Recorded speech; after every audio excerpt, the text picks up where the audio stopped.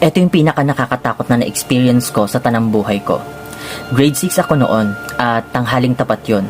Umuwi ako dito sa bahay kasama ng isang babae na napagkamala ng nanay ko na muse ko dahil nung time na yon, nung grade 6 ako noon, ay escort ako. Dumaan ako sa main road at nakasalubong ko yung bata na anak ng kapitbahay namin.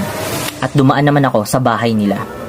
Pumasok dito sa eskinita namin. Habang dumadaan ako at kasama yung babae, ay nakita ko yung nanay ko na nandoon sa bahay ng bata. And nakita ako nung nanay ng bata, pati yung nanay ko na dumaan. Ngayon, pumunta yung bata sa bahay nila para sabihin sa mama ko at sa mama niya na nakita niya ako, nakasalubong niya ako. Sabi ng mama ko, oo nga daw, nakita niya nga daw ako na dumaan. Nakita nung mama niya din. Ang ginawa ng mama ko, dali-dali siyang lumabas ng bahay.